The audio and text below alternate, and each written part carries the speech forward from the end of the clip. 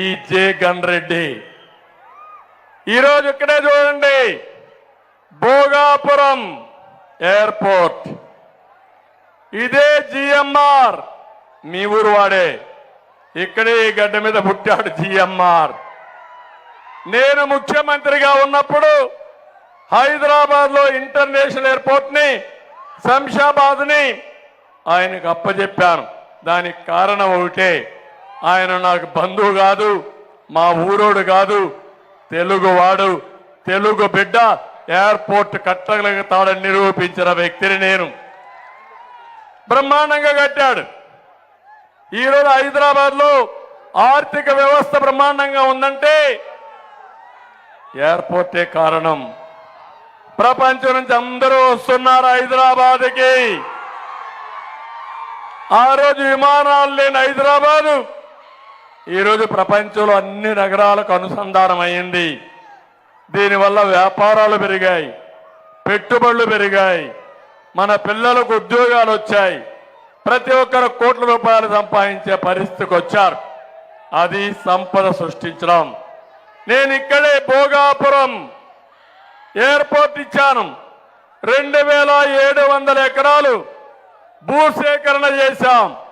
నేనుంటే 20 కంతా భోగాపురం ఎయిర్పోర్ట్ వచ్చేది, మీకు పరిశ్రమలు వచ్చేటివి, మీ పిల్లలు హైదరాబాదు బెంగళూరు పోకుండా మీ ఊర్లో రాజాంలోనో విశాఖపట్నంలో ఉద్యోగాలు వచ్చేటివి. ఈరోజు నేను అడుగుతున్నా, తిక్కలోడు రివర్స్ చేశాడు. రివర్స్ చేసి టెండర్ మళ్ళా పిలిచాడు. నేను ఇచ్చిన భూమిని మళ్ళా కలబెట్టాడు. మళ్ళా వచ్చి ఫౌండేషన్ వేశాడు. అంటే తాళి కడితే మళ్ళా రెండోసారి తాళి కట్టడం. అంటే ఎలాంటి వాడో మీరు అర్థం చేసుకోవాలి. ఇతను ఒక మానసిక రోగి, స్థిమితం లేని వ్యక్తి.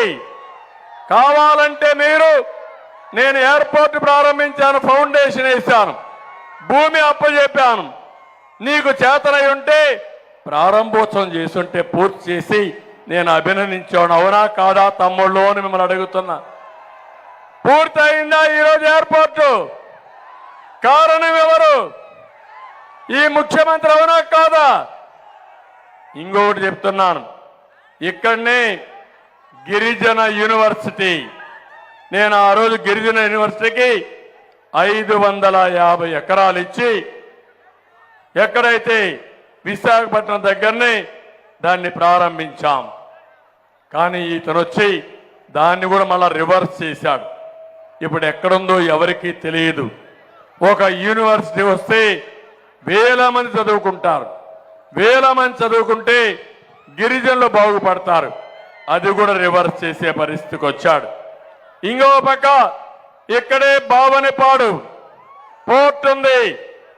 నేను ఆ రోజు బావనపాడు పోర్టుకంతా కూడా ఫౌండేషన్ వేశాను. అన్నీ కూడా టెండర్లు పిలిచాను. మళ్ళీ క్యాన్సిల్ చేశాడు. డబ్బుల కోసం కక్కుర్తిపడ్డాడు. మళ్ళా ఇప్పుడు టెండర్లు పిలిచి మళ్ళా వేరే వాళ్ళకి అప్పచెప్పాడు. అంటే మీరు గుర్తుపెట్టుకోవాల్సింది, ఒక ముఖ్యమంత్రి రాష్ట్రాన్ని రివర్స్ తీసుకుపోయాడు. ఇవన్నీ పూర్తయి ఉంటే, నేను అనుకున్న ప్లాన్స్ ప్రణాళికలు అయి ఉంటే, హైదరాబాద్ కంటే మిన్నగా ఆంధ్రప్రదేశ్ తయారయ్యేది. నీళ్లుండేటివి, ఉద్యోగాలు వచ్చేటివి, మన పిల్లలు బాగా చదువుకునే వాళ్ళు. అన్నిటినీ దెబ్బతీశాడు. 5 ఏళ్లలో మీరు చూస్తే